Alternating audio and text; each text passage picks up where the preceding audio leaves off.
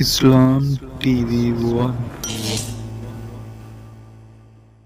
زہیر نے کہا، ہمیں ابو زبیر نے ابو طفیل عامر سے حدیث سنائی اور انہوں نے حضرت معاذ رضی اللہ تعالیٰ عنہ سے روایت کی کہ ہم غزوہ تبوک میں رسول اللہ صلی اللہ علیہ وسلم کے ساتھ نکلے تو اس دوران میں آپ ظہر اور عصر اکٹھی پڑھتے رہے اور مغرب اور عشاء کو جمع کرتے رہے۔ صحیح مسلم حدیث نمبر 1631۔ قرہ بن خالد نے کہا، ہمیں ابو زبیر نے حدیث بیان کی، کہا ہمیں عامر بن واصلہ ابو طفیل نے حدیث بیان کی، کہا ہمیں حضرت معاذ بن جبل رضی اللہ تعالیٰ عنہ نے حدیث بیان کی، انہوں نے کہا رسول اللہ صلی اللہ علیہ وسلم نے غزوہ تبوک میں ظہر عصر کو اور مغرب عشاء کو جمع کیا۔ عامر بن واصلہ نے کہا، میں نے حضرت معاذ رضی اللہ تعالیٰ عنہ سے پوچھا آپ نے ایسا کیوں کیا؟ تو انہوں نے کہا آپ صلی اللہ علیہ وسلم نے چاہا کہ اپنی امت کو دشواری میں نہ ڈالیں۔ صحیح مسلم حدیث نمبر 1632۔ ابو معاویہ اور وکیع دونوں نے اعمش سے روایت کی، انہوں نے حبیب بن ثابت سے، انہوں نے سعید بن جبیر سے اور انہوں نے حضرت ابن عباس رضی اللہ تعالیٰ عنہما سے روایت کی، انہوں نے کہا رسول اللہ صلی اللہ علیہ وسلم نے ظہر عصر اور مغرب عشاء کو مدینے میں کسی خوف اور بارش کے بغیر جمع کیا۔ وکیع کی روایت میں ہے، سعید نے کہا میں نے ابن عباس رضی اللہ تعالیٰ عنہما سے پوچھا آپ صلی اللہ علیہ وسلم نے ایسا کیوں کیا؟ انہوں نے کہا تاکہ اپنی امت کو دشواری میں مبتلا نہ کریں۔ اور ابو معاویہ کی حدیث میں ہے، ابن عباس رضی اللہ تعالیٰ عنہما سے پوچھا گیا آپ صلی اللہ علیہ وسلم نے کیا چاہتے ہوئے ایسا کیا؟ انہوں نے کہا آپ صلی اللہ علیہ وسلم نے چاہا اپنی امت کو دشواری میں نہ ڈالیں۔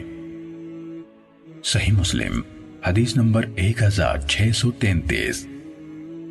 سفیان بن عیینہ نے عمر بن دینار سے، انہوں نے ابو شعثہ جابر بن زید سے اور انہوں نے حضرت ابن عباس رضی اللہ تعالیٰ عنہما سے روایت کی، انہوں نے کہا میں نے نبی اکرم صلی اللہ علیہ وسلم کے ساتھ 8 رکعت ظہر اور عصر اکٹھی اور 7 رکعت مغرب اور عشاء اکٹھی پڑھی۔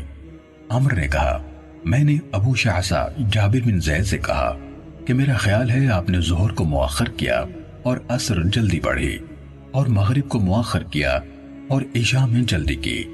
انہوں نے کہا میرا بھی یہی خیال ہے۔ صحیح مسلم حدیث نمبر 1634۔ حماد بن زید نے عمر بن دینار سے، انہوں نے جابر بن زید سے اور انہوں نے حضرت ابن عباس رضی اللہ تعالیٰ عنہما سے روایت کی کہ رسول اللہ صلی اللہ علیہ وسلم نے مدینے میں 7 رکعت اور 8 رکعت نماز پڑھی، یعنی ظہر عصر مغرب اور عشاء ملا کر پڑھیں۔ صحیح مسلم حدیث نمبر 1635۔ زبیر بن خریت نے عبداللہ بن شقیق سے روایت کی، انہوں نے کہا ایک دن حضرت ابن عباس رضی اللہ تعالیٰ عنہما عصر کے بعد ہمیں خطاب کرنے لگے حتیٰ کہ سورج غروب ہو گیا اور ستارے نمودار ہو گئے اور لوگ کہنے لگے نماز نماز۔ پھر ان کے پاس بنو تمیم کا ایک آدمی آیا جو نہ تھکتا تھا اور نہ باز آ رہا تھا، نماز نماز کہے جا رہا تھا۔ حضرت ابن عباس رضی اللہ تعالیٰ عنہما نے کہا تیری ماں نہ ہو، تو مجھے سنت سکھا رہا ہے۔ پھر کہا میں نے رسول اللہ صلی اللہ علیہ وسلم کو دیکھا، آپ نے ظہر و عصر کو اور مغرب و عشاء کو جمع کیا۔